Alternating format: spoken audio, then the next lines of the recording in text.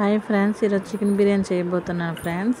Chicken, next ఉప్పు, కారం, పసుపు, నెక్స్ట్ గరం మసాలా, కాస్త చికెన్ మసాలా, పెరుగు, కొత్తిమీర, పుదీనా అవన్నీ వేసి మ్యాష్ చేయాలండి. ధనియాల పొడి వేసుకోవచ్చు, ఆప్షన్ అండి.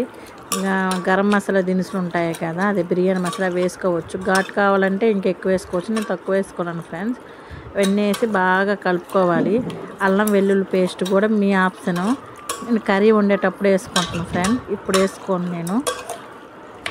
ఆ తర్వాత ఇట్లా మంచిగా కలిపేసిన తర్వాత బాగా మ్యాష్ అయిన తర్వాత పెరుగని వేస్తాం కదా, కాసేపు దీన్ని పక్కన మగ్గనివ్వాలి. అంటే కాసేపు సైడ్ పెట్టుకోవాలి.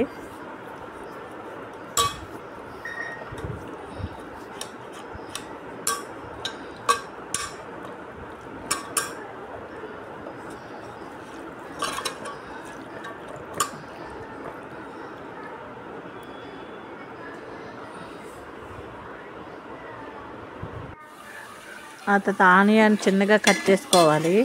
చిన్నగా మంచిగా కట్ చేసుకొని ఆయిల్లో బాగా ఫ్రై చేయాలి. ఆనియన్స్ మంచి ఫ్రై చేసిన తర్వాత ఇది గోల్డెన్ దీంట్లో కలర్లో రావాలండి.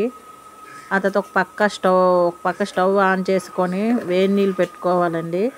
వాటర్ కూడా ఆ వాటర్లోనేమో సాల్ట్, కొంచెం ఆయిల్, గరం మసాలా దినుసులు, చెక్క, లవంగాలు, బిర్యానీవి సామాన్లు ఉంటాయి అన్నీ వేసి బాగా బాయిల్ చేయాలండి. ఇటు పక్క ఆనియన్స్ కూడా బాగా ఫ్రై అయ్యాయి, అవి సైడ్ పెట్టుకోవాలి ఫ్రెండ్స్. బాగా ఆయిల్ క్రిస్పీగా అయిన తర్వాత ఒక సైడ్ పెట్టుకోవాలి. దాన్ని తీసి ఒక పక్క చికెన్ కర్రీ వండుకోవాలన్నాను కదా, అలాగా వండుకోవడానికి ఏమో మిక్సీ కొట్టాలి. టమాటా, ఉల్లిపాయలు, అల్లం వెల్లుల్లి పేస్ట్ ఇవన్నీ 4 ఇమ్ములు వేసి బాగా ఫ్రై చేసి తర్వాత కర్రీ బాయిల్ చేసుకోవాలండి. కర్రీ ముందు వండుకోవాలి, కాసేపు మగ్గనివ్వాలండి. కర్రీ బాగా చికెన్ బాగా ఉడికిన తర్వాతే బిర్యానీ చేసి సూపర్గా ఉంటుందండి. కొంతమంది ఆ పచ్చి చికెన్ వేసి వండుతారు, నాకు అట్లా నచ్చదండి.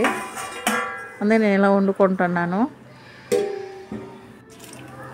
ఆ తర్వాత బాగా బాయిల్ అయిన తర్వాత అందులో మనం బాస్మతి రైస్ నానబెట్టాం కదా, అది వేసి బాగా బాయిల్ చేసిన తర్వాత 75 బాయిల్ అయిన తర్వాత చికెన్ కర్రీ వండుకుంటాం కదా, అందులో వేసేయాలండి.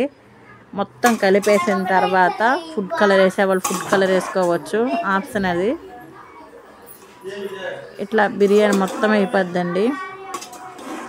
సూపర్గా వచ్చింది అనుకుంటున్నాను నేను ఫ్రెండ్స్. లైక్ చేయండి, షేర్ చేయండి, సబ్స్క్రైబ్ చేసుకోండి ప్లీజ్. Like me friends.